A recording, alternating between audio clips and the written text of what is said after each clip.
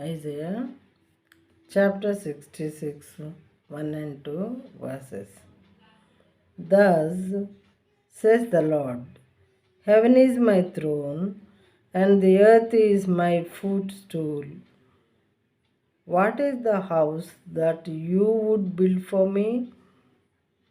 And what is the place of my rest? యెహోవా ఇలాగు ఆజ్ఞ ఇచ్చుచున్నాడు, ఆకాశము నా సింహాసనము, భూమి నా పాదపీఠము. మీరు నా నిమిత్తము కట్టనుద్దేశించు ఇల్లు ఏపాటిది? నాకు విశ్రమ స్థానముగా మీరు కట్టనుద్దేశించినది ఏపాటిది అని దేవుడు అడుగుతున్నారు. ఆకాశమేమో ఆయన సింహాసనము, భూమి దేవుని యొక్క పాదపీఠము.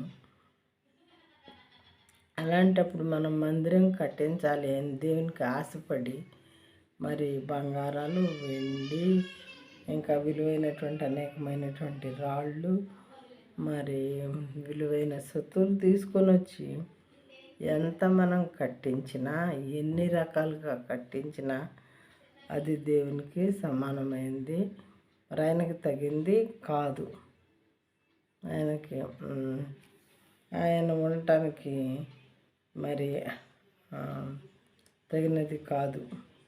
అంటే ఆయనకు చాలా గొప్పవాడు, సృష్టికర్త, సమస్తాన్ని సృజించినటువంటి దేవుడు.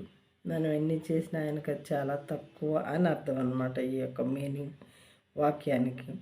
యెహోవా ఇలాగూ సెలవిచ్చుచున్నాడు, ఆకాశం నా సింహాసనము, భూమి నా పాదపీఠము. మీరు నా నిమిత్తము కట్టనుద్దేశించి ఇల్లు ఏపాటిది? నాకు విశ్రమ స్థానముగా మీరు కట్టనుద్దేశించినది ఏపాటిది? దేవుడు అడుగుచూ ఉన్నారు.